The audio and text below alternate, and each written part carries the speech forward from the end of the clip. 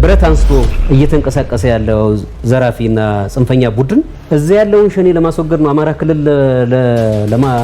ክልል ላይ ይሄን ያህል ግድያ የሚፈጽመው የሚያግተው የሚገድለው የሚዘርፈው አይደለም። ለምሳሌ ሸኔ በየመንገዱ 2 ሚሊዮን 1 ሚሊዮን ብር ሰው እያገተ ይዘርፋል። አማራ ክልል አግቶ 5 ሚሊዮን 4 ሚሊዮን 10 ሚሊዮን የሚጠይቅ የሸኔን ወታደር ነው እዚህ አግቶ የሚጠይቀው ወይስ ደግሞ የመንግስትን መዋቅር ነው አግቶ የሚጠይቀው?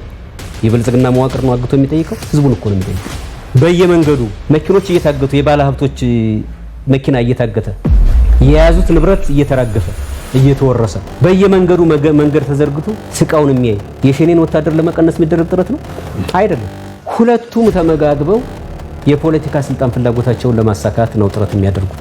ከደጀን ተነስቶ ወደ ባህር ዳር የሚመጣ ጽንፈኛና ዘራፊ ቡድን በየቦታው ያገኘውን የግለሰብ ንብረት እያወደመ የማህበረሰብ ንብረት እያወደመ የመንግስት ንብረት እያወደመ ባህር ዳር በ300 እና በ400 ሜትር ርቀት ላይ ባለፈው ዓመት ሲንቀሳቀስ የነበረ የግለሰቦችን ንብረት የሚወድም የኢንቨስትመንት ቦታዎችን በሙሉ የሚወድም አባር ሻልማት በለው ፋብሪካ በለው እያገተ ገንዘብ የሚቀም ከከተሞች ህፃናትን እያገተ ትምህርት ቤቶች ላይ ቦምብ እያፈነዳ መመሪያ ትምህርት ቤቶች ላይ መታከሚያ የጤና ተቋማት ላይ ቦምብ እያፈነዳ ለአማራ ህዝብ መቆም ነው ፍጹም የሚገናኝ